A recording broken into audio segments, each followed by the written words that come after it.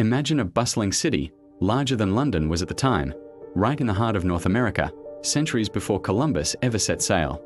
A place with towering earthen pyramids, sprawling plazas, and a sophisticated society. This wasn't a myth. This was Cahokia, North America's first and greatest metropolis. But today, it's a ghost town, a collection of grassy mounds holding one of history's most fascinating secrets. What happened to this incredible city and the people who built it? Let's dig in and uncover the story of Cahokia. Our journey takes us to what is now southern Illinois, just across the Mississippi River from modern-day St. Louis. Here, around the year 1050 CE, something extraordinary began to happen. This wasn't a gradual development. It was a boom, a cultural Big Bang. People from various backgrounds converged on this fertile floodplain, and within a generation, they created a city unlike anything seen before on the continent. For about 300 years, from roughly 1050 to 1350, Cahokia was the center of its world, a hub of culture, religion, and power. At its peak, around 1100 CE, Cahokia covered nearly 6 square miles and was home to an estimated 10,000 to 20,000 people, with thousands more living in surrounding settlements. This was a true urban center. The city was meticulously planned. At its heart was a grand plaza, a massive open space covering nearly 50 acres, leveled and engineered by hand. This was the stage for public ceremonies, markets, and political gatherings, a place where the entire community could come together. Surrounding this plaza were the city's most impressive features, the mounds.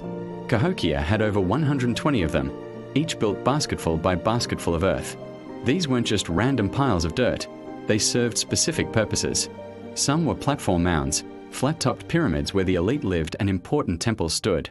Others were conical or ridge-top mounds, likely used for burials of important individuals. The largest of them all, and the centerpiece of the city, is Monk's Mound. This colossal structure is the largest prehistoric earthwork in the Americas. It stands over 100 feet tall, has a base larger than the Great Pyramid of Giza, and contains an estimated 22 million cubic feet of earth. Imagine the sheer manpower and organization required to build this, all without wheels or draft animals. Atop Monk's Mound stood a massive building, perhaps 5,000 square feet in size, which was likely the residence of Cahokia's paramount chief, a ruler who held both political and religious authority, looking down upon his city and his people. Life in Cahokia was vibrant and complex. The people were skilled farmers, cultivating vast fields of maize, or corn, which was the staple of their diet. This agricultural surplus was the foundation of the city's success, allowing for a large, dense population and specialized labor. While farmers worked the fields, artisans in the city crafted incredible objects. Archaeologists have found beautifully made pottery, intricate shell beads, and finely crafted stone tools. One of the most famous discoveries is the Birdman tablet, a small sandstone tablet depicting a figure with falcon-like features, a powerful symbol in Mississippian culture. Cahokia wasn't isolated. It sat at the center of a vast trade network that stretched across North America. Copper came from the Great Lakes region, hundreds of miles to the north. Marine shells, used for ceremonial cups and elaborate jewelry, were imported from the Gulf of Mexico, over 700 miles away. Mica arrived from the Appalachian Mountains in the east, and chert, a type of stone perfect for making sharp tools, was quarried from sites all over the region. This constant flow of goods also meant a flow of ideas, connecting Cahokia to countless other communities and solidifying its status as a major cultural influence. As the city grew, so did its social complexity. Cahokia was a hierarchical society, with a clear division between the powerful elite and the common people. The rulers, likely descended from a lineage of chiefs, lived atop the major mounds, separated from the general populace. They orchestrated large-scale public works, managed the distribution of food, and presided over important religious ceremonies. Religion was deeply woven into the fabric of Cahokia. The city's alignment with astronomical events suggests a sophisticated understanding of the cosmos. Structures like Woodhenge, a series of large wooden posts arranged in a circle, functioned as a solar calendar, marking the solstices and equinoxes. These were crucial for agricultural planning and for timing major festivals. But there was a darker side to the city's power. Evidence of ritual sacrifice has been found in some of the mounds. In one burial, known as Mound 72, a prominent male figure was laid on a bed of over 20,000 shell beads arranged in the shape of a falcon. Buried with him were several attendants, as well as the remains of over 50 young women, who appear to have been sacrificed as part of the funeral ritual. This discovery provides a stark glimpse into the immense power the Cahokian leaders held, a power over life and death itself.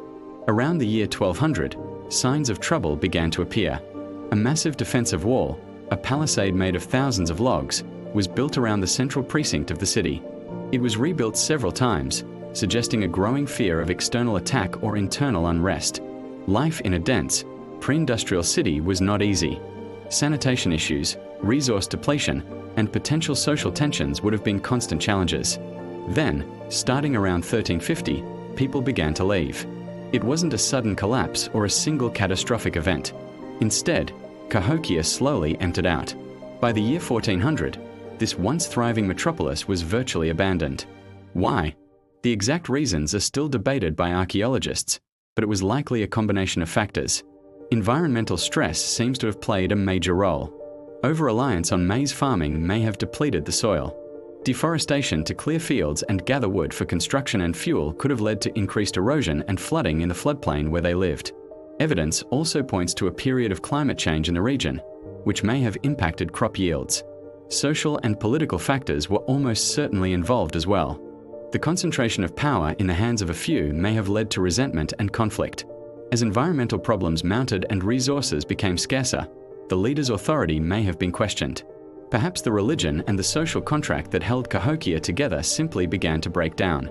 It's possible that people simply decided that life was better elsewhere, and they voted with their feet, dispersing into smaller, more sustainable communities. By the time European explorers arrived in the region centuries later, the great city was gone, its memory surviving only in the legends of local Native American tribes. The massive mounds were still there, but their original purpose had been forgotten. For a long time, early American settlers refused to believe that indigenous people could have built such monumental structures, attributing them to a lost race of mound builders. Today, thanks to decades of archaeological work, we know the truth. Cahokia stands as a powerful testament to the incredible achievements of pre-Columbian Native American societies. It challenges the old, simplistic narratives of North American history and reveals a past that was far more complex, urban, and dynamic than once imagined. Cahokia was a place of innovation, art, and immense spiritual power. It was also a place of social inequality and environmental struggle. Its story is not just one of a mysterious lost city, but a universal human story of ambition, creation, and the delicate balance a society must strike with its environment and with itself. Visiting the Cahokia Mounds State Historic Site today, walking through the Grand Plaza and looking up at the towering form of Monk's Mound, you can't help but feel the presence of this forgotten civilization. It reminds us that great cities can rise and fall, and that even the most powerful societies can vanish, leaving behind only whispers and mounds of earth for us to decipher. Thanks for joining me on this journey back in time to North America's first city. If you enjoyed this exploration of our hidden history, be sure to like, subscribe, and hit that notification bell so you don't miss our next adventure. See you next time.